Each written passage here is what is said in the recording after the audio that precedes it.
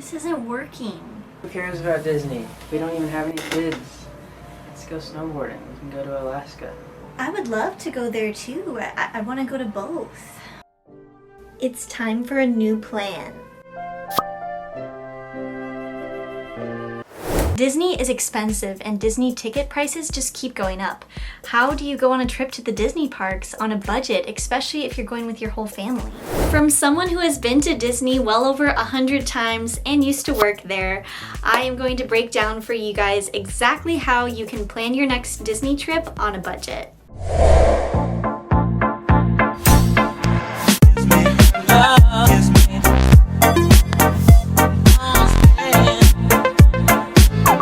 Welcome back to Imagine Grace, where you and I dream about all things nostalgic, imaginative, and adventurous.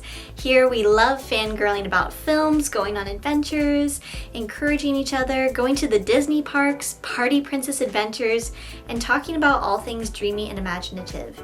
To see new videos every week, you can subscribe right now to my channel, or if you're just here for this specific video, that's cool too. I'm just so happy and so thankful that you're here with me right now. The first tip that I have for you guys is to go to Disneyland over Disney World if you're in the States. I spend significantly less at Disneyland. There's less parks, you can do it just in 2 days, and I just find that the accommodations and just the overall cost of the trip is better at Disneyland than Disney World. Not that I don't love Disney World and recommend it, but I love Disneyland too, so cost-wise, Disneyland is the way to go. The next thing you're going to want to do is plan some off-park days. There's a lot to do in Orlando other than the theme parks. You can go to the beach one day. I know that's an hour drive, but you can still go hour and a half. You can also go to Disney Springs or the Disney resorts, or just plan some relaxing days. There's also a wonderful swimming with manatee at Three Sisters Springs activity that's going to be way cheaper than going to the park.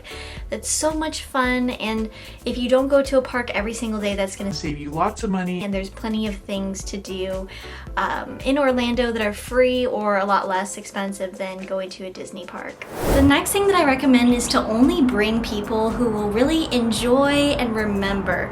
Each person that you bring to Disney is going to be another expensive ticket for you, and if they are too young, or perhaps they are someone in the family who doesn't enjoy Disney very much, I really think it's worth it to simply have them do something else while you're at the parks and have some of those off-park days so you can spend time with them. Not everyone enjoys Disney, and that's totally okay. And as for kids who are not going to remember it, a lot of parents feel that, you know, the trip is more for them or for their child's enjoyment in the moment. But if you are trying to save money, I would say to go ahead and wait until they're going to be able to really remember that trip before you buy a ticket for them. The next thing I'm going to recommend to you guys is a hotel I've been staying at across from Disney Springs. It's called the Wyndham Resort near Disney Springs.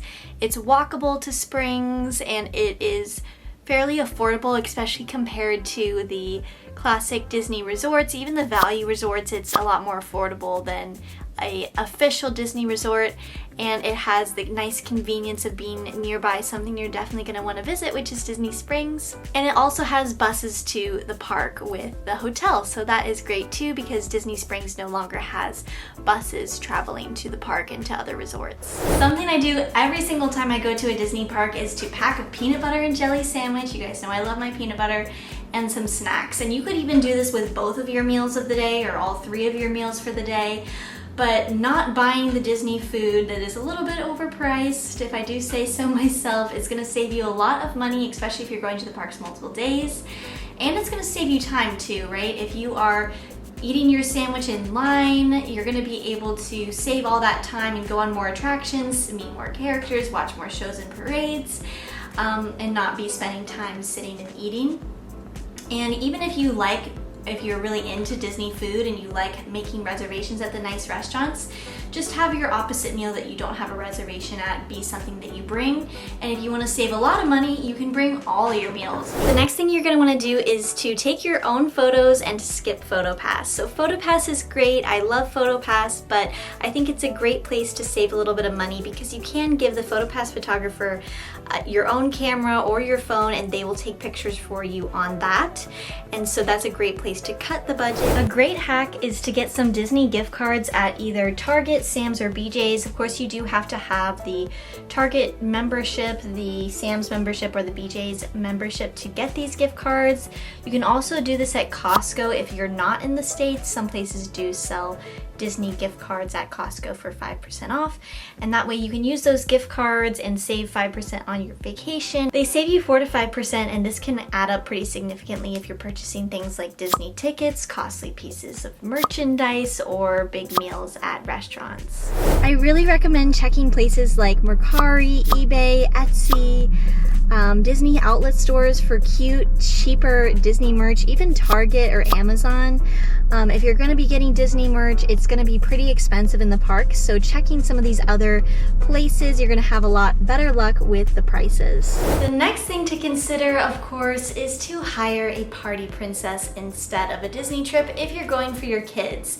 If you have little kids and they just want to meet some characters and some Disney princesses, there are local party princess companies almost everywhere in the US now, and in a lot of other countries as well. So do a little bit of research, see if that is what you're looking for, and you can go ahead and just do that for one day for them and have them get that experience, and then maybe take your kids when they're a little bit older to the parks when they can remember it better, and save some money on your trip.